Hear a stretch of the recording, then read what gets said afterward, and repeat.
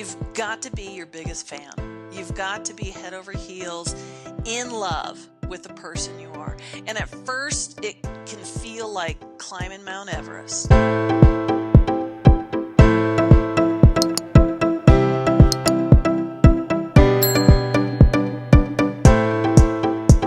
Today's guest is Kirsten MF Clark, a speaker, performer, author, and metaphysical thought leader who helps people to see their life differently. Today's guest is Kirsten MF Clark, is a speaker, performer, author, and metaphysical thought leader who helps people see their life differently.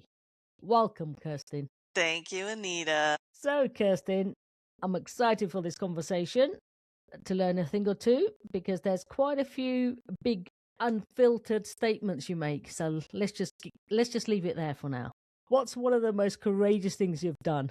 You know, stepping into me. Stepping into, I have a saying about be where your heart feels at home. And it's, you know, we can do 100 things for other people, but to step up unapologetically and honor ourselves first and foremost, that can be radical, especially in a world that really encourages you and raises you to do everything but that. So that, and it's yielded the best outcomes and the happiest life. Absolutely. You know, it's quite interesting you say that because, yeah, we are the best as we are without having to do things and add on and take away, because you challenge everything we think we know about manifesting death and the natural existence itself. It's not as a theory but as a lived experience. Tell me more. Yeah. You know, I'm 60 years old. And after 60 years, you've really lived how many lifetimes in one life? And life is about, this is, you know, I get so many people that are like, oh, you got to be mindful, you got to be mindful. But there is so much juice within your past that can help you navigate where you are right now. And I love my past. I can't say I love the things that always happened in my past, but I love the lessons I learned. Whether it's death, whether it's, you know, manifestation and what this guru over here says, or what even my own thoughts, my own beliefs, I love being able to stop and go, okay, stop. What worked? You know, for me, not for them. What worked for me to help me to be just that much happier, a 1% better today than I was yesterday? And what I found is that, and I love this, I'm like going, ooh, how do I get into here? The word alive. You know, we take it for granted. Oh yeah, of course we're alive. Of course we're alive. But see, this is it. You read a book and, you know, there's this great story and you get all sucked into it, but then it ends and you close the book and it's done. And you watch a movie and you're all sucked into the movie and it's all great, but then roll credits and it's done. And so we kind of enter life that way.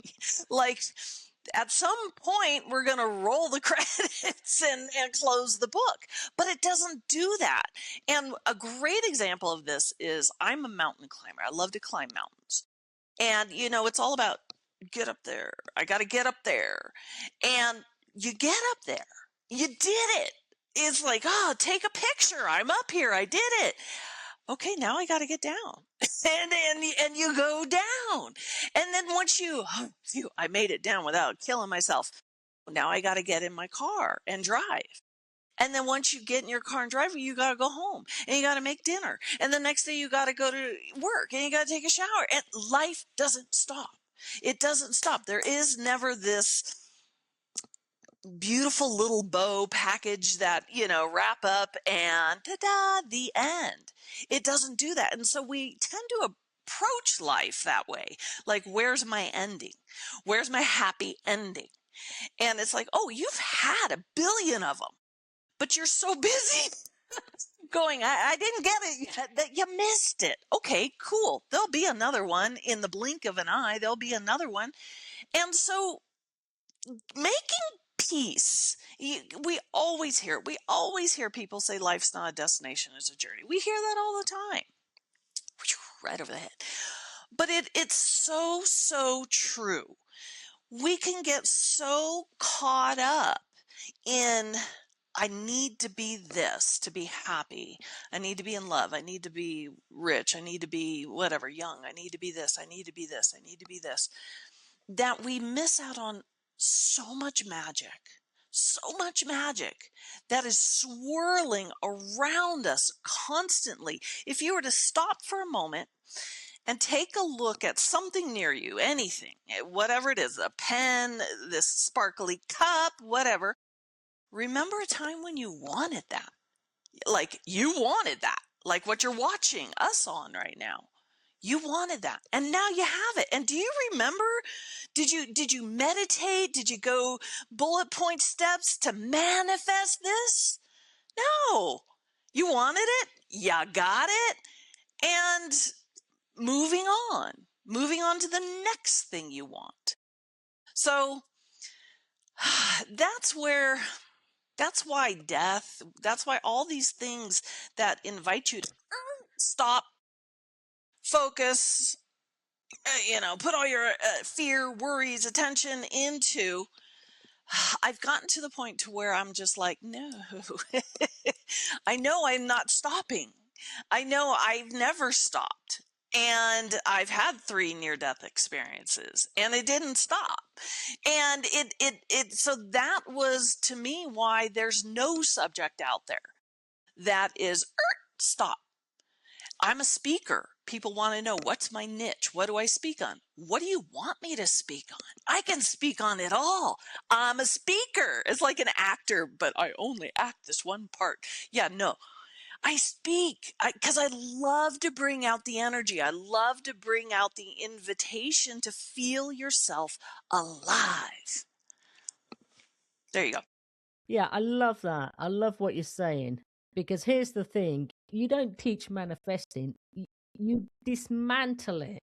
Tell me more about that.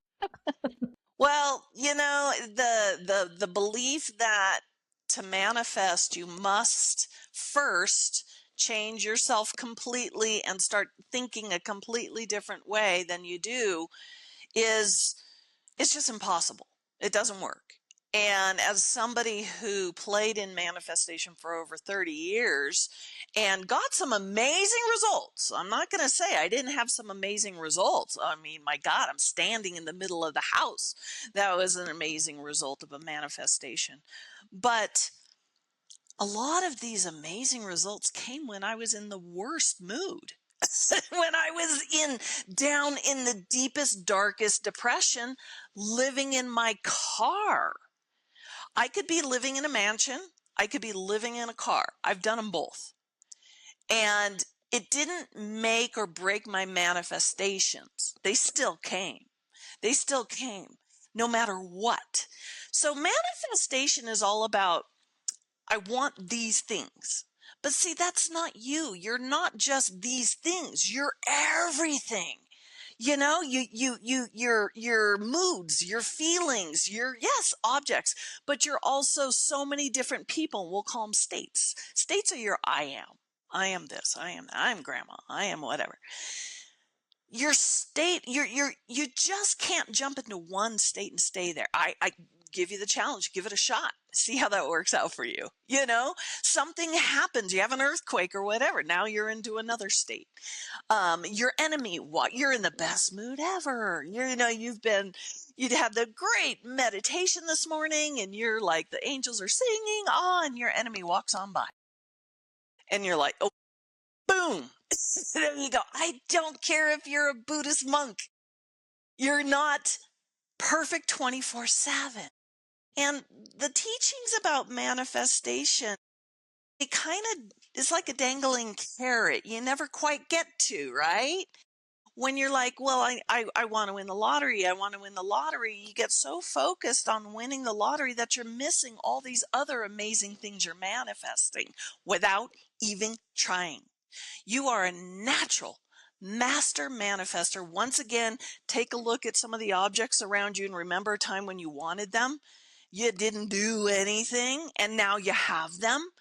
I mean, you could walk around your whole house and do that. It's actually in one of my books. I suggest people do that, is go for a walk around your house and look at how many things you can go, oh, I wanted that.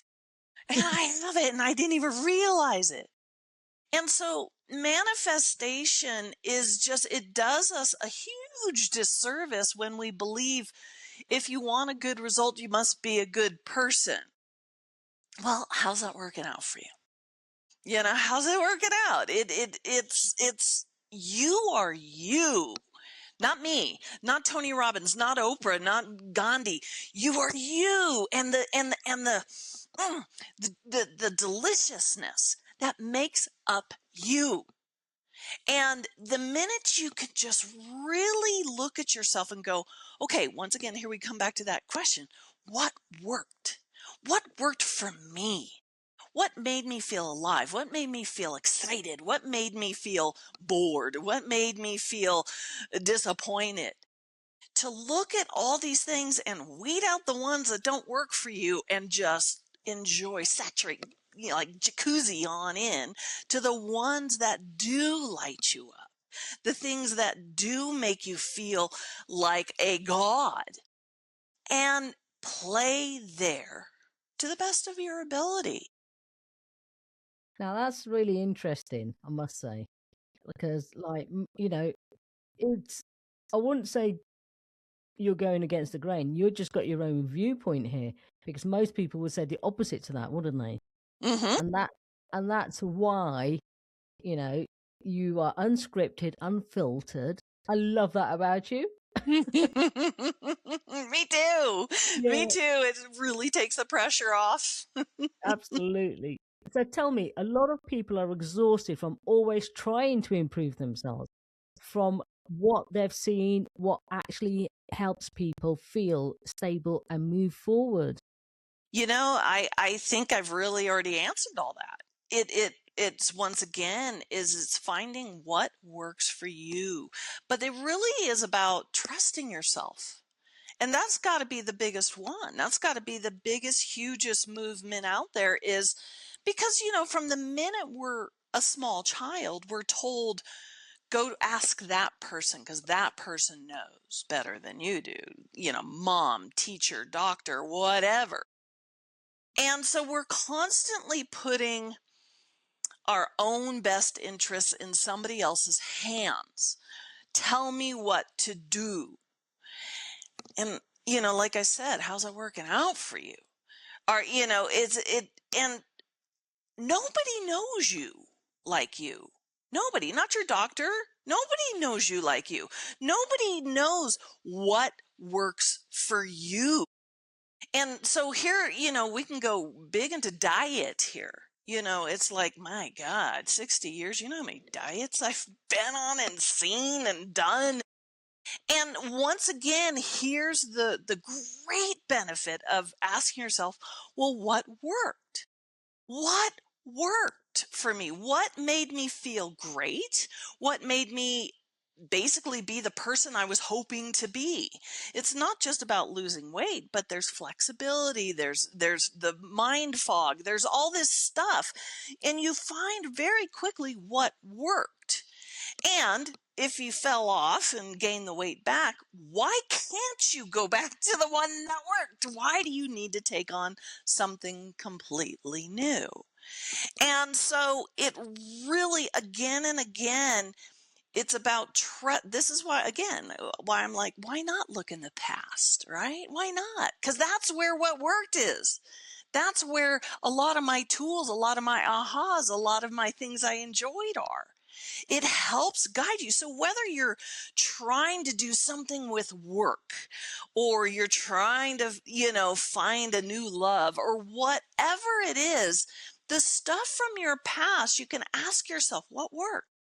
What worked? What didn't work? What was meh? and you get to write it down. You get to start going, okay, well, wait a minute. This worked, and this didn't just work. It was mind-blowing. Why would I not, go back to that? Why wouldn't I give it another try? And so really, it's about looking in the one place we keep being told don't look, which is right in here. It's right in here. Again, when you're trying to follow someone else's blueprint on how to be successful, how to be spiritually happy, how to be whatever, you're going to find it's a bumpy road. It's not as smooth a road. I'm just not saying you can't learn. I mean, that's life all the time. You get out of school, you thought you were done. Yeah, right. Come back in 20 years and let me know how that worked out for you. Every day you're learning, but you're learning what works for me. What works, what doesn't work, and trusting that there is this part of you that's going to bring to you a lot more lessons, a lot more. So here's a good example. I was getting ready to do a speaking event at a big corporation, and they wanted me to speak on these bullet point. No problem. This is what I do. But see, the other thing I know is that when I go into the event, the person I was preparing is not the person I am when I'm in that event. I can't possibly know who my audience is going to be, what their preferences are, what experiences they've had.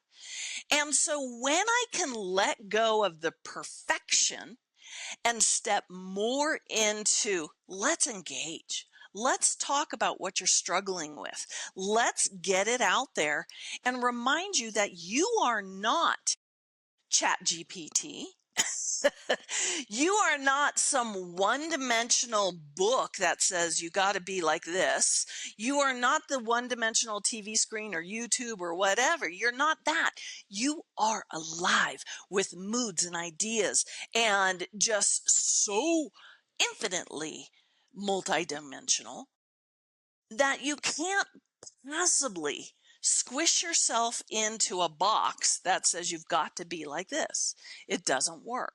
It doesn't work. So when I go into an event where they're trying to squish me into a box, I'm perfectly okay saying, okay, but I know that's not what's going to happen. I know it's not. And so it's cool. It's perfectly fine. And I come away from so many events going, what did we talk about? I sure hope somebody was recording that. It knowing that it was great because people are reaching out to me or they come up to me after the talk and go, oh my God, I can't believe what you said. Da, da, da, da, da. And I'm like, I said that? Awesome. Because I had no intention to say that. But see, this is just the way it is. We go into these talks with fears. Oh God, what if this happens? What if that happens? What if this person says this? What if that person says that? And number one, it never happens. None of my fears ever happen. Number two, what happens instead is so much better than what I could have planned. So that was a long answer. No, but that's good because it's absolutely true, isn't it? You can go somewhere and they expect you to be a certain way, and it's not going to happen. You've got to embody who you naturally are as well. Mm-hmm. Yep. Yeah. Yep. And that's a big thing I tell a lot of podcasters and stuff is don't edit. Because the stuff that goes viral, the stuff that, okay, so I was doing a talk and the lady's dog opened her door. Her dog's good at opening the doors, apparently. Okay. Dog opened the door, came in barking in the middle of our podcast, and she's just like, oh my God, I'm going to have to pause it and stuff. And I'm like, don't you dare pause this. This is the best part of our talk. It's the humanness that we want to see. We don't need more perfection. We don't need more people telling us everything is wonderful and perfect and look at my makeup and all is well and we never get wrinkles and la la la. Crap never happens and my poop smells like roses. We don't need more of that. We need alive. We need the things that remind us that we are not perfect. We stumble over names. We can't get it right all the time. Microphones get wonky. We get power outages or whatever, and she was so cute because she was just like, I'm going to leave that in there. And I'm like, I'm so glad you do, because it's true. That is the stuff that goes viral. That is the stuff that reminds people, because see, the thing is this. People rarely remember what was talked about. I'm a speaker, so they very rarely remember that. But what they do remember is who they became while listening. If you've ever gone to a concert, or think of somebody's like, listen, let's go to this seminar where they're going to talk about growing corn, or let's go to a concert. Which one are you going to choose, right? You want to go to the one that lights you up, that makes you feel hopeful, that makes you feel powerful, that makes you feel strong. And it doesn't matter what I say. I can't elicit that out of you. You've got to do it. There's going to be something I said that you manifested. Okay, here we go with manifestation. You manifested me. You manifested what you're hearing out of me. Something I said is an answer to a prayer. It's something you needed to hear so that you can take the next step today. And you keep doing this. You do this all the time for yourself.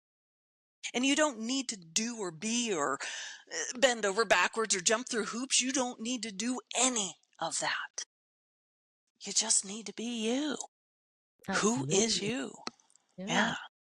Because you talk a lot about being the author of your own life instead of trying to control everything. Yeah. So how does someone know they've actually stepped into that? I don't think it's possible to step out of it. Okay. Again, let's take the pressure off. Yeah. I don't think we can. The more I live this life, the more I realize I don't think that. So let's say, once again, let's go back to your enemy walking by, and you're going, you like oh, that God, one? I do. I've lived it. And just going, okay, in this moment, who do I want to be? So I was meeting my son for breakfast, and I have a thing about being late. I do not like lateness. I was raised very a certain way. And, 20 minutes later, 25 minutes later, I'm still sitting there. Haven't heard anything. And I'm getting pissed. I'm getting mad. And now I'm not even enjoying being there. I'm just angry. I'm mad. How disrespectful is this? Blah, blah, blah. And so I think it was like 40 minutes. And I texted him saying, where are you? And he goes, oh, I'm sorry. My alarm didn't. He's giving some excuses. And I'm just like, okay, well, this is really screwing up my day. And he's like, I'm sorry. It'll probably be another 15 minutes. We're on our way. As him and my grandson. So there's so much inner push and pull going on. God dang it, I need to teach him a lesson. You can't treat me like this. You know who I am. Blah, blah, blah. There's all of that. And I was just, at one moment, I finally just went, stop. Who do I want to be sitting here with? Who do I want to be sitting here with? If me was across from me here in this booth, do I want to sit with somebody who's angry, mad, and pointing out the time, and or do I want to sit with somebody who's, noticing this amazing rainbow reflection from a crystal over there on the wall? Do I want to be having a good time? And so it's constantly reminding myself this: who do I want to be going for a walk with? Who do I want to be brushing my teeth with? Who do I want to be drinking my coffee with? Who do I want to be with? No matter what's going on the outside, who do I, not what does this guru over here say I should be, not what this Santa Claus person over here said I should be. Who do I want to be hanging out with? Who do I want to be with? Do I want to be with a version of me that is outrageously rich and successful?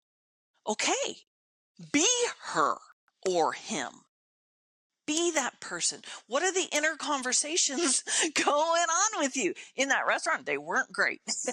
And the minute I switched the inner conversation to just, okay, I'm a billionaire. And if I was a billionaire, how would I be doing this?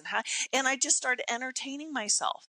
And my son and grandson walked in, and I gave my son a big hug because I was so happy to see my baby, my enormous, humongous baby. And and then my little baby. And I was just so happy to see him. And he goes, you know what? I'm so sorry. He goes, I slept in. And I'm like, there's the honesty. There was everything. And all I had to do was switch what was going on inside me to being, who do I want to sit here with? Is it my future self I'm sitting with? Is it my past self? What would I be saying to my past self? What would I be saying to my future self? What would my future self be saying to me? And I've had so many unbelievable stories and experiences by just doing this. And I'm not saying that they caused it or that shift in mindset caused anything.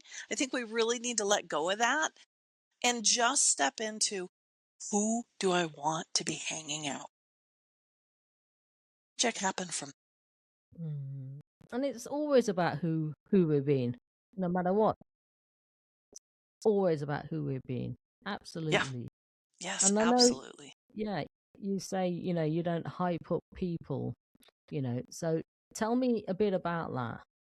Again, it's like if I'm bending over backwards to hype you up, I'm not paying attention. I'm not reading the room well, but more than anything, I'm not paying attention to what's going on here. I'm jumping ahead saying it has to be this way, and so you're not paying attention to the people. You're not reading them. You're okay, I have an agenda. And I mean, how's that ever worked out for us, right? When you go, so let's say you're going into an interview and this is your dream job, and you're like, oh my God. If you go into that interview being anybody but you, I guarantee you will not get the job. I guarantee it. And if you do get the job, it's going to suck. It is not. You need to go in. And now, I'm not saying don't get dressed up, don't be on time, the things that are obvious, okay? Respectful. How do you want people to treat you? And then you go in there treating them the same way. So a friend of mine is a producer for movies. And she was saying she hates the casting calls. She hates them. And I said, yeah, so do the actors. And she goes, exactly. All of us hate this whole process. And she goes, and all I'm looking for is somebody to come in and blow me away. To come. And she goes, but they come in, they've got the script, so they think they have to be this person. Sometimes they're dressed as this person, and they're trying to give us what they think we want. She goes, she goes, but then you get the one that walks in and is just so excited to be there, is so happy to have this opportunity, and they bring their best selves forward. And she goes, I've had people who will present a character that's not even what we're casting call for. And she goes, and those are the ones we choose. She goes, because they're not trying to impress us. They're just closing their eyes and doing what they do best. Again, coming back to what I said in the beginning about be where your heart feels at home. It's like you may be the best actor in the world, but if you're going into it with an agenda, you're forgetting who you are. You're forgetting your heart. You're not bringing your heart with you. You're not bringing your soul with you. You're not letting your soul come alive.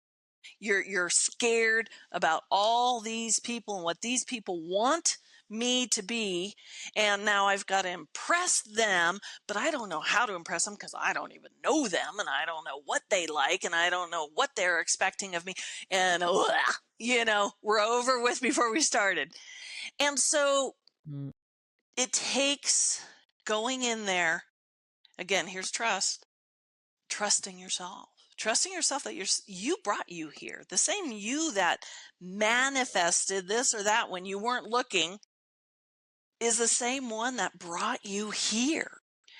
And just who do you want to be watching? If you're sitting at that table watching this person come in for a casting call, who do you want to have there?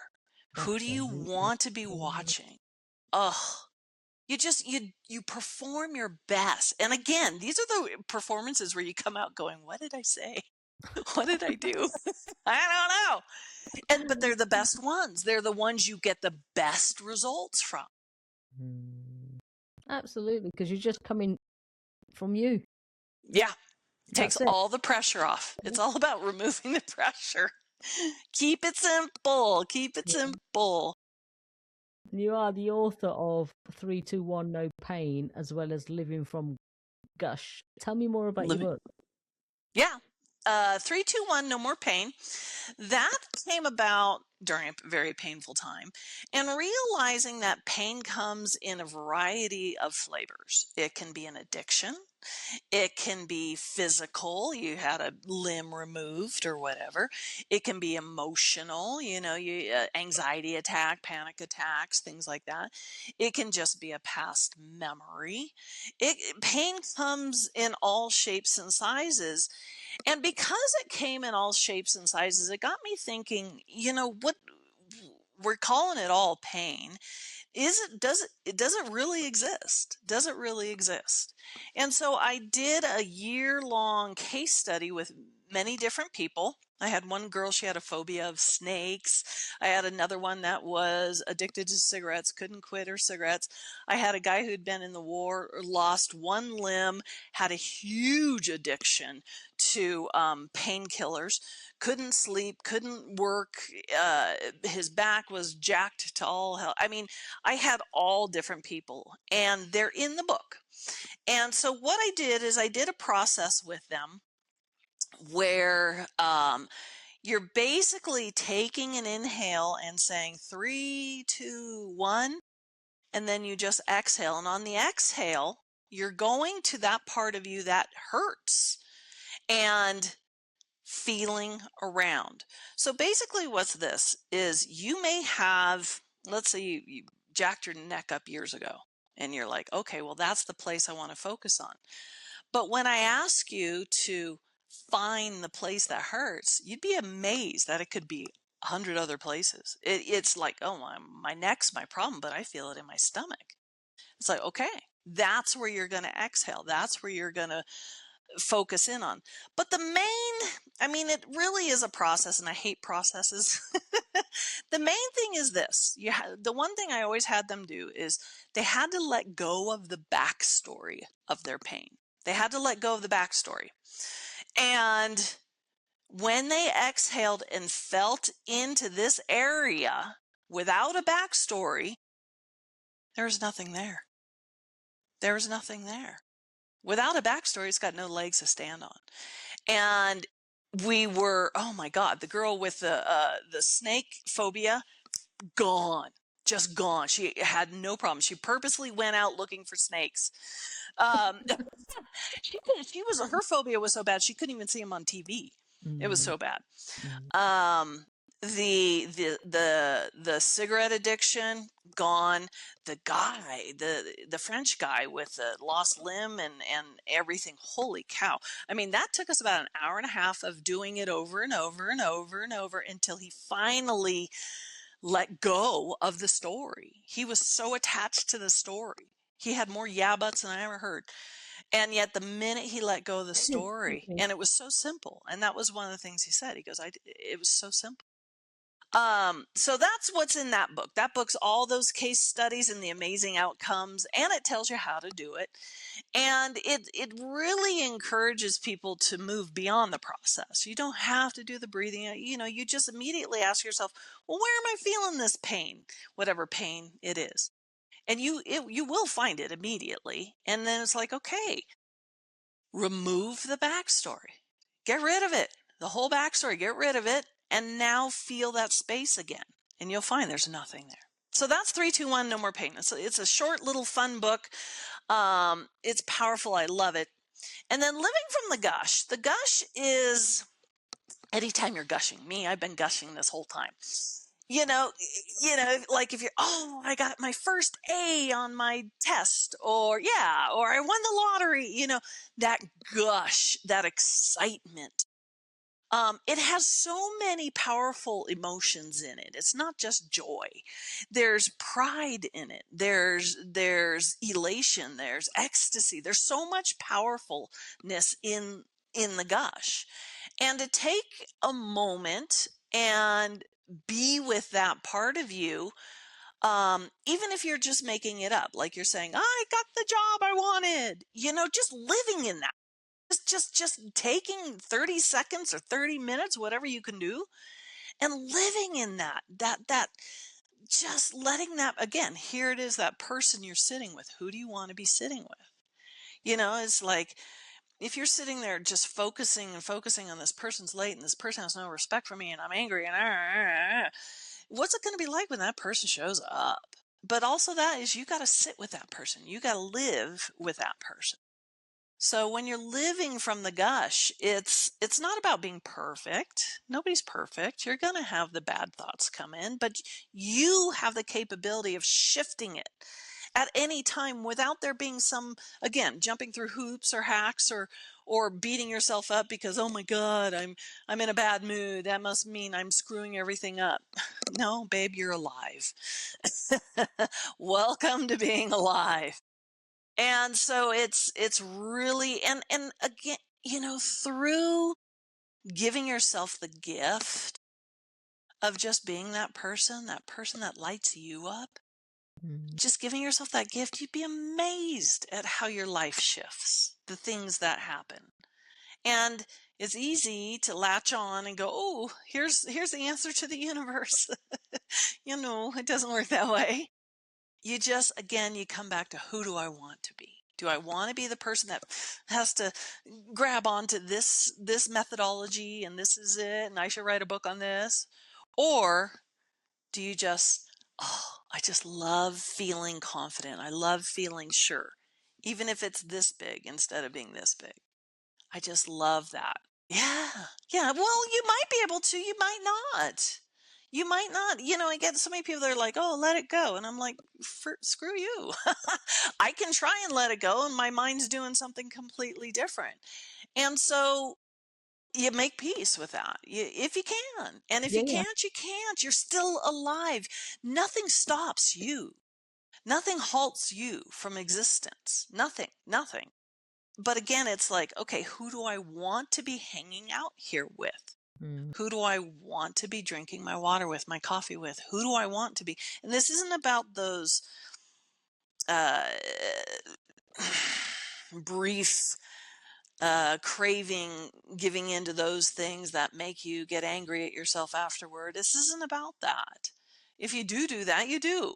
But you can then sit with the person who succeeded, who didn't give in to that craving or that addiction or whatever, and hang with that person. Don't hang with the person that is like, oh, I suck. I have no control. I have no willpower. You can do it if you want. Again, you don't stop existing. But do you like that? Do you like hanging out with her? Yeah, I wouldn't want to hang out with her either. So if there was one key takeaway you want every listener to walk away with, what would that be? Be you. God honor you. Who else is going to if you don't? You've got to be your biggest fan. You've got to be head over heels in love with the person you are. And at first, it can feel like climbing Mount Everest. Okay. You do it again, and you do it again, and you do it again. And you start seeing just how uniquely amazing you are. And don't let other people, don't require them to do the same for you, because they're never going to. They're busy with themselves. You've got to be your number one fan. And it might be the only fan, and that's cool. Yeah, your own cheerleader. Yeah. You're going to be the biggest and loudest one anyway, because you live in here. Yeah. So where can the listeners find you online? What's your website, Kirsten? My website is clark-kristen.com. But if you Google Kristen, and you got to put in the MF Clark, Kristen MF Clark. If you Google that, you'll find me anywhere. Everything links back to me. You'll find me. And I'd love, if you have an event you need like huge energy for a speaker, this is what I do. That's absolutely fantastic. And thank you for sharing your insightful wisdom and knowledge with us today. And by doing so, I know you've made a big difference to a lot of people out there. Thank you, Anita. And thank you to anybody. If you want to reach out to me and just say hi, I love people. I love interacting with people. Yeah. Thank you, Kirsten. What is your definition of courage? Look in the mirror. Look in the mirror. That alone is such a courageous thing to do. To look in a mirror and look, not go, to look and really look, and then sitting there and you're like, okay, well, so what's supposed to happen? Don't need anything to happen. Just look. Look at you. You are the only one who's with you 24/7. Everything else comes and goes. You are the only constant in your life. Only. And I mean, feel it, taste it, touch it, smell it. That kind of a constant. Real. Alive. Everything else comes and goes. Everything else is true. But you don't. And to take a moment with that version of you, just look in the mirror, that's a pretty dang courageous act. Okay, is there anything else you wanted to add? Not at all. I thought this was a great talk. Yeah, it was. We had fun. Because we are all about Create the Courage to be Fearless podcast here. Yes. Yeah. Yeah. Part of being fearless is allowing fear to exist, because you're never going to get rid of it. And if you're trying to get rid of it, you're focused on it, and you're not being the person you want to be. Just, you've made it to where you are. You've made it this far. You've always got to the other side of all those big, scary things. You always have. You've never stopped. And you made it. You got knocked down, you got back up. I guess so many people are like, well, how do you get back up? Well, you tell me. How did you get back up? You just do. You don't have a choice. It's not like you have a choice. You go forward. And I get, a lot of people are like, oh, you always say, despite your fear, keep going forward. So how? And I'm like, do you have an option? You don't have an option. You got to go forward. Even if it's trembling, you still go forward. It's just who you are.